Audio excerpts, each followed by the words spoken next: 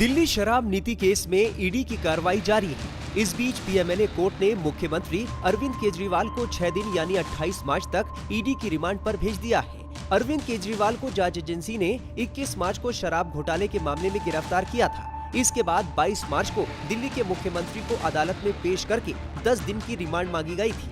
Remand की मांग पर सुनवाई के दौरान ईडी ने अरविंद केजरीवाल को शराब घोटाले का मुख्य साजिशकर्ता बताया।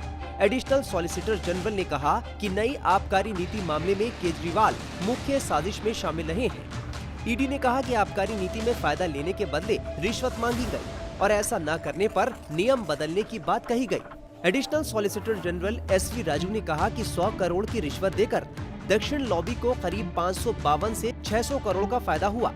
ये भी अपराध का हिस्सा है। आरोपियों और गवाहों के बयानों की पुष्टि कॉल डिटेल रिकॉर्ड से हुई है। केजरीवाल इस मामले में न सिर्फ एक व्यक्ति के रूप में दोषी थे, बल्कि अपने सहयोगियों के कार्यों के लिए परोक्ष रूप से जिम्मेदार थे। केजरीवाल के बाद अब इस पूरे मामले में एक और आप नेता का नाम सामने आ रहा है। जी हाँ, ईडी ने दावा किया है कि हवाला के जरिए 45 करोड़ रुपए गोवा में विधानसभा चुनाव के लिए भेजे गए थे।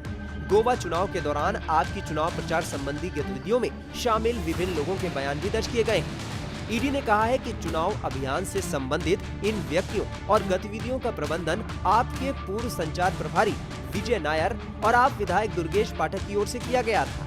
दुर्गेश पाठक आपके 5वें ऐसे नेता हैं जिन पर शराब घोटाले के मामले में शामिल होने के आरोप लगे हैं। इससे पहले अरविंद केजरीवाल, आप सांसद संजय सिंह, दिल्ली के उप मुख्यमंत्री रहे मनीष सिसोदिया और आपके पूर्व कम्युनिकेशन इंचार्ज रहे विजय नायर पर शराब घोटाले मामले में शामिल होने के आरोप लग चुके हैं। केजरीवाल ईडी की 6 दिन की कस्टडी में है और मनीष सिसोदिया और संजय सिंह जेल में है। बता दें कि साल 2015 से अब तक आम आदमी पार्टी के 11 नेता अलग अलग मामलों में गिरफ्तार हो चुके हैं। आने वाले समय में ये देखना दिलचस्प होगा कि क्या दुर्गेश पाठक पर भी ईडी अपना शिकंजा कसेगी। बता दें कि 17 नवंबर 2021 को दिल्ली की केजरीवाल सरकार ने एक्साइज पॉलिसी 2021-22 को लागू किया।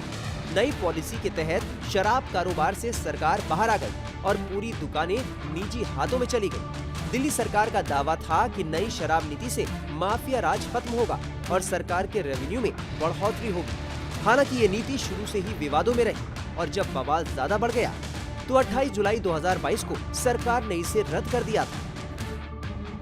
टाइम्स नाउ नवभारत डिजिटल की रिपोर्ट।